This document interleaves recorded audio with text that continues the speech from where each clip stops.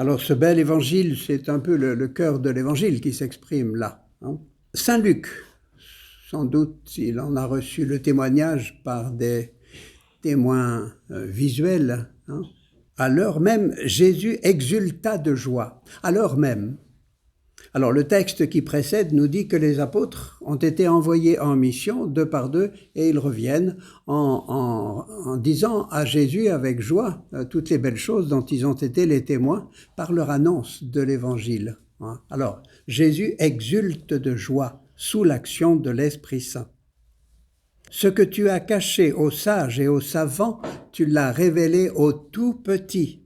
Et puis après, Jésus se retourne vers les disciples et il dit « Heureux, vous aussi, heureux, vous, qui êtes les témoins, qui voyez ce que vous voyez. » Alors, vous voyez, il y a deux annonces de joie, de manifestations de joie, et au milieu, cette parole « Tu as caché aux sages et aux savants, mais tu as révélé aux tout petits. » Alors, qu'est-ce que le Seigneur Jésus a caché aux sages et aux savants et qu'est-ce qu'il a révélé aux tout petits?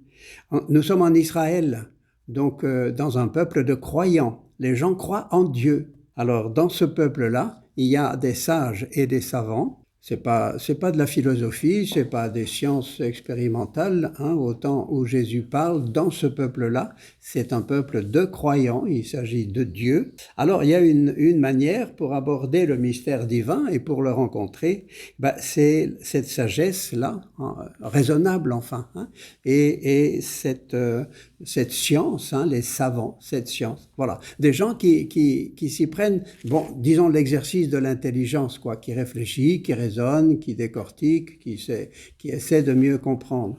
Mais Jésus n'est pas contre l'intelligence, il est l'intelligence même, Jésus.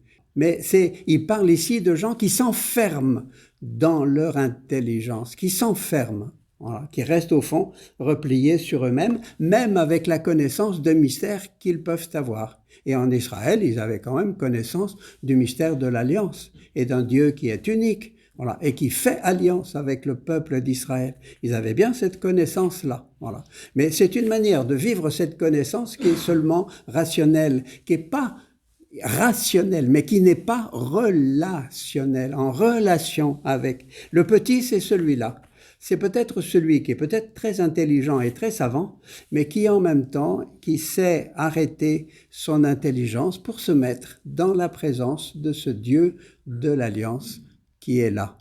Ouais, c'est ce qu'on appelle la prière, si l'on veut, mais pas les prières ici simplement, hein, des actes rituels, mais la mise en présence de celui qui est là, voilà, de Dieu lui-même, la mise en présence.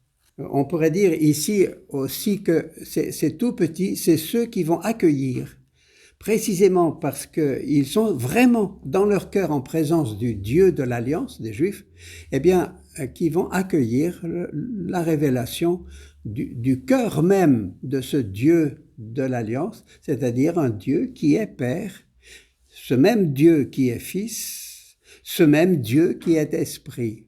Alors, cette relation d'amour au sein des trois personnes, dans le cœur même du Dieu unique, le Dieu de Moïse. Voilà. Aller jusqu'au cœur de l'être même de Dieu, qui est un cœur d'amour, un don de soi éternel, un don de soi éternel, un amour pour l'autre éternellement. Voilà ce que Jésus peut-être bien appelle un petit. C'est quelqu'un qui peut avoir une intelligence, mais qui sait aussi, voilà, dans la lumière de cette intelligence, arrêter le raisonnement pour se mettre dans la présence. Et pas simplement d'un Dieu éternel avec Jésus, mais d'un cœur, un cœur éternel d'amour entre Père, Fils et Saint-Esprit. Ce sont les mots mêmes que Jésus a pris pour nous révéler ce cœur. Alors, eh bien, que nous soyons, nous, et que nous sachions en prendre les moyens, peut-être aussi bien à la suite de la retraite de la semaine dernière, hein, dans l'esprit, voilà, une retraite de mise en présence du Seigneur pour nous aider tous, qui nous interpelle tous, même si on n'a pas fait la retraite, mais de prendre les moyens concrets pour cette mise en présence.